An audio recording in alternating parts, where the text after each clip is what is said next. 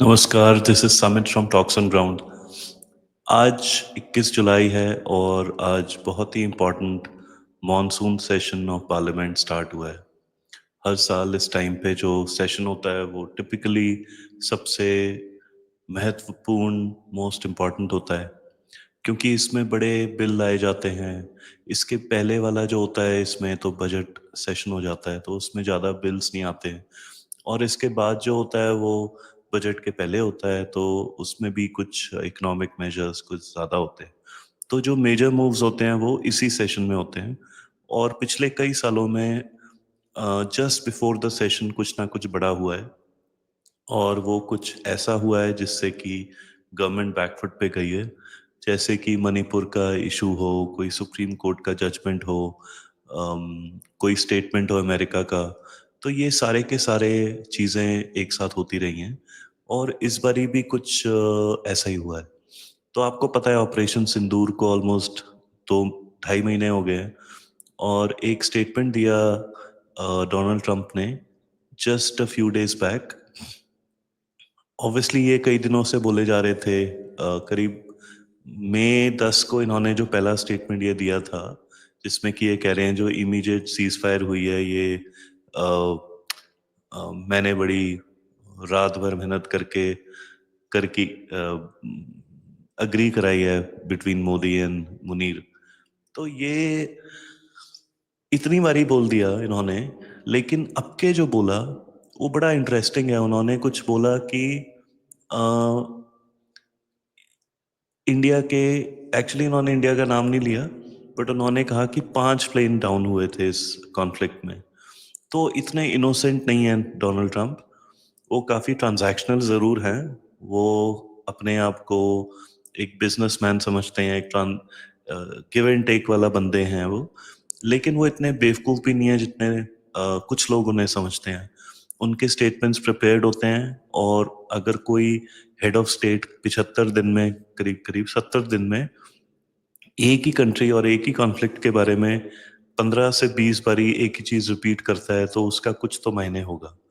और अभी उन्होंने जो बोला है वो ये बोला है कि भई जो सीज़ फायर हुआ वो हमने कराया, ट्रेड की उसमें लिंकेज करी, और फिर उसमें रफ़ाल की बात कर दी। अब एक और महाशय हैं इंडिया में जो कि रफ़ाल, रफ़ाल बहुत गाते रहते हैं, और वो आपको पता ही है लीडर ऑफ ऑपोज़िशन हैं। जो यूथ लीडर हैं, एंड 2018 से इन्होंने रफ़ाल की बारे में बात करी है, ये डील हुई, उसके बाद से ये बात कर रहे हैं। देयर इज़ अनदर पर्सन जो इज़ रफ़ाल, मतलब नॉट हिम डायरेक्टली, लेकिन उनके चट्टे-बट्टों ने बहुत बात करी है, और वो हैं आसिम मुनीर। तो ये तीनों लोग एक ही बात कर रहे हैं, Rafale, Rafale, Rafale. Western media क्या बात कर रहा है? रफ़ाल। 2018 से राहुल गांधी किस चीज़ के पीछे पड़े हुए हैं? रफ़ाल। तो ये रफ़ाल, अगर अम, यू नो ट्रम्प की बात मान ली जाए, अगर 5 गिर गए हैं और 5 में स 36 में से 5 गिर गए, तो वो आपकी 1/6 फ़ोर्स तो वैसे ही खत्म हो गई। तो इतनी बड़ी बात क्या है उसमें? बात सिंपल है कि राहुल गांधी को एक इशू देना है to attack Modi during the parliament session. Of course पहले भी दिया जा रहा था, लेकिन इस बारी ये रफाल प्लेन गिरने की बात डाल दी गई है। तो very interesting turn off events, और ये दिखाता है कि US is really not India's friend. पिछले कई सालों से उन्होंने बहुत सारे ऐसे काम करे हैं जो कि एंटी इंडिया ही कहलाएंगे, और ये सिलसिला वैसे तो बहुत पुराना है, लेकिन मेरे हिसाब से जो टर्निंग पॉइंट था वो अगस्त 5 और 6 2019 था, जब इंडिया ने जम्मू कश्मीर का आर्टिकल 370 रिवोक करा था। तो उस टाइम पे अगर आप फॉलो करते वेस्टर्न मीडिया, तो आपको ऐसा लगता कि पूरे इंडिया में आग लगी हुई है, और इंडिया बस बिखरने वाला है, और सारे जितने भी सो कॉल्ड माइनॉरिटीज़ हैं उनको जेलों में डाला गया है या डालने वाले हैं, और हिटलर की बंदूक चलने वाली है, चाबुक चलने वाला है। They spread so much of miss information, disinformation, fake propaganda. It was shocking. और ये सिलसिला बंद नहीं हुआ, और उस टाइम पे ट्रम्प ही प्रेसिडेंट थे, लेकिन वो खुद ही डीप स्टेट ब्यूरोक्रेसी के प्रेशर में थे, डेमोक्रेट्स के प्रेशर में थे, खुद ही इम्पीच हो रहे थे अपनी ही कांग्रेस में। तो इंटरेस्टिंगली उन्होंने उनका इंतज़ाम कर दिया है और हो सकता है वो ओबामा जी को जेल की यात्रा करवा दें जल्दी। और तुलसी गैबर्ड ने एक रिपोर्ट दे दी है कि जो उन्होंने प्रोपेगेंडा फैलाया था अबाउट रशियन इंटरफेरेंस वो फेक था। एनीवेज कमिंग बैक, तो ये जो टैंगो है बिटवीन, मैंने इसको नाम दिया है Rahul, Munir and Trump tango. तो ये जो डांस है इन तीनों का, एक दूसरे की जो प्रोपेगेंडा है उसको अलाइन करने का, उसमें अनफॉर्चुनेट बात यह है कि उसमें एक Indian political leader is like the third angle, and that is why it works. अगर इसका कोई टेकर ना होता इंडिया में तो it doesn't really matter, but because इसको एम्पलीफाई करा जा सकता है और करेंगे राहुल गांधी। आप देखते जाइए जब भी ये डिबेट होती है पार्लियामेंट में, he will get an opportunity to speak and he will speak and he will spew a lot of things right and wrong. So the thing is कि ये बात क्यों जरूरी है? ये बात इसलिए जरूरी है कि how deeply embedded America and American presidents are into Indian politics. आप सोचिए, उन्हें अपनी पॉलिटिक्स की पड़ी है, अपने कंट्री की भी पड़ी है, लेकिन उन्हें ये भी देखना है कि इंडिया में मोदी जी को पार्लियामेंट में क्या बोल के प्रेशर में डाला जाए। सो एक चीज तो माननी पड़ेगी कि मोदी को वो डिसलाइक भी करते हैं, और वो इतना डिसलाइक करते हैं कि they have to find a guy like Rahul Gandhi to front them. तो ये बड़ी इंटरेस्टिंग बात है, और ये पार्लियामेंट सेशन बड़ा ही क्रूशल है। और क्रूशल इसलिए भी है बिकॉज इसमें कुछ सुनने में आ रहा है कि कुछ इंटरेस्टिंग बिल्स लेकर आएंगे, कुछ क्वेश्चंस उठेंगे पहलगाम पे, इंटेलिजेंस फेलियर पे, ऑपरेशन सिंदूर में क्या लॉसेस हुए एज वी डिस्कस्ड उस पे, ऑपरेशन सिंदूर में एक अटैक करा जाएगा मोदी पे कि भी आपके जो प्लेन गिरे वो इसलिए गिरे बिकॉज आपकी फौज को आपने मना कर दिया था कि भी पाकिस्तानी प्लेन पे फायर मत करना। अब उसका एक मिलिट्री लॉजिक भी है और एक पॉलिटिकल लॉजिक भी है कि अगर इंडिया फर्स्ट डे पे ही पाकिस्तान के भी 6 प्लेन गिरा देता तो एक इंटरनेशनल कम्युनिटी में क्वेश्चन मार्क उठता कि इंडिया ने अनप्रोवोक्ड वॉर स्टार्ट कर दिया। ये तो पाकिस्तान की स्ट्रैटेजी थी।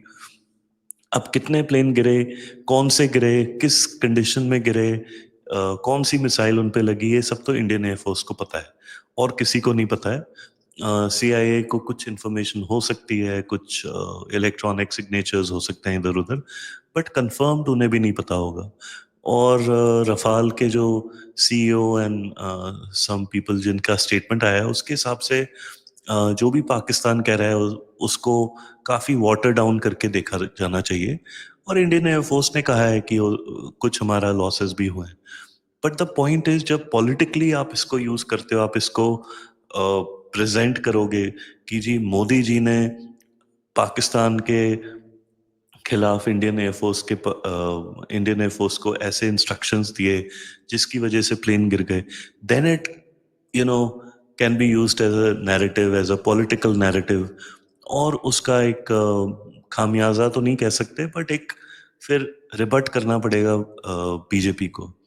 इसी के बीच कुछ और भी ऐसी चीजें चल रही हैं, और मेरे को सुनने में आया है सोशल मीडिया पे कि 5 अगस्त, जो कि सरकार के लिए बड़ी इंपॉर्टेंट डेट होती है हर समय, चाहे वो CA लाना हो, चाहे वो आर्टिकल 370 रेवोकेशन हो, तो 5 अगस्त को करा जाता है।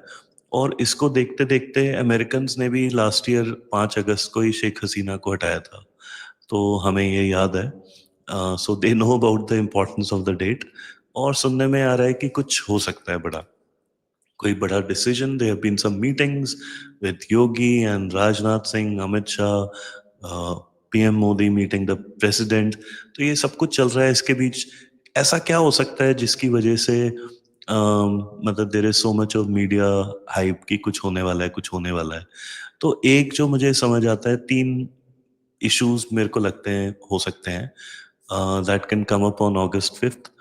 और ये जो टैंगो है वो उस टैंगो की टांग तोड़ने के लिए करा जाएगा। अब क्या हो सकते हैं वो? एक तो हो सकता है कि जी सोशलिस्ट और सेक्युलर वर्ड जो ऐड करा गया था 1976 में, 1976 में बाय इंदिरा गांधी, तो ये वर्ड कॉन्स्टिट्यूशन से हटाए जा सकते हैं। But I am no legal mind, मुझे नहीं पता कितने वोट्स चाहिए आपको पार्लियामेंट में, but this will require 2/3 majority और something. I don't know if the government has that. और एक इसके लीगल इम्प्लीकेशंस हैं। आप एक और बात याद रखिए कि अभी बीजेपी का प्रेसिडेंट अनाउंस होना है, और कुछ बीजेपी और आरएसएस में एक निगोसिएशन का स्टेज है अभी। तो मोदी साहब, मोदी गवर्नमेंट कुछ ऐसा करना चाहेगी जो कि आरएसएस की डिमांड रही हो और उन्होंने वो पूरी कर दी हो, तो उनको एक डेफिनेटली एक एडवांटेज सा मिल जाएगा। So this can be one thing, but I wonder कि नंबर्स हैं या नहीं है। दूसरा जो मेरा एक आंकलन है, ये भी हो सकता है, ये है restoration of statehood of Jammu Kashmir. लेकिन अगर ये सिंपल स्टेटहुड रेस्टोरेशन होती तो इतना क्योंकि एक ये नेगेटिव ही माना जाएगा from a BJP voter perspective, तो मुझे ऐसा लग रहा है कि हो सकता है स्टेटहुड दें, लेकिन इनको दो अलग स्टेट्स में डिवाइड कर दें, जम्मू और कश्मीर को। तो ये भी हो सकता है। अब ट्रेड डील भी हो रही है अमेरिका के साथ, तो I wonder what America wants. और आपको ये अच्छा नहीं लगेगा, बट यस, इन चीज़ों में बड़े बाप अमेरिका की भी सुनी जाती है। तीसरी चीज़ जो है वो है एसआईआर, जो स्पेशल इंटेंसिव रिव्यू हो रहा है इलेक्टोरल रोल का बिहार में। क्या कुछ रिवीजन ऑफ इलेक्टोरल रूल्स, या फिर revision, some amendment to the election commission powers और समथिंग लाइक दैट, कुछ ऐसा हो सकता है। ये भी एक पॉसिबिलिटी है। कुछ इलीगल्स को आइडेंटिफाई करने के लिए, या आधार को सिर्फ एक आइडेंटिटी प्रूफ या रेजिडेंस प्रूफ की तरह यूज करने के लिए एक कोई बिल लाया जा सकता है। कुछ ऐसा हो सकता है, मेरे को नहीं पता, but these are the three issues जो मुझे दिखते हैं। एक इशू तो मैंने आपको बता ही दिया कि ये जो इशू है, अब इस इशू में मेरे को नहीं लगता कि कोई 5 अगस्त को कुछ डायरेक्टली करा जा सकता है, लेकिन कुछ तो ऐसा करा जाएगा जिससे कि अ, रफाल वाली जो अटैक है उसको डिफ्लेक्ट करा जाए। और मेरे हिसाब से, मतलब माय पर्सनल ओपिनियन, कि इंडियन एयरफोर्स कुछ स्टेटमेंट, मतलब थ्रू द डिफेंस मिनिस्टर, दे सकती है कि भाई इतना ये लॉस हुआ था, ये एयरफ्रेम थे ये, या एटलीस्ट आप ये बोल सकते हो ये एयरफ्रेम नहीं थे। तो उससे ही आधे से ज़्यादा जो गर्मी है वो कम हो सकती है, पूरे ऑपोजिशन की, इंटरनेशनल मीडिया की, और पूरे पूरे यू नो मीडिया सर्कस की, ऑपोजिशन की। तो ये लेट्स सी व्हाट हैपेंस। आपका क्या ख्याल है, क्या हो सकता है 5 अगस्त को? अपने कमेंट में बताइएगा। Maybe you have some insider information. ये मेरे को 3 ऑप्शंस दिखे, इसमें से थर्ड थोड़ा वीक है।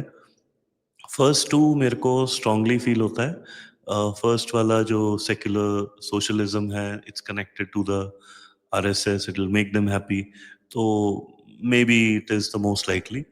But this is what I am thinking. आप बताइए व्हाट यू थिंक, कमेंट करिए। ये वीडियो पसंद आया तो लाइक करिए, शेयर करिए, और चैनल को सब्सक्राइब करिए। This was Samit from talks on ground. Thank you for watching. Bye bye.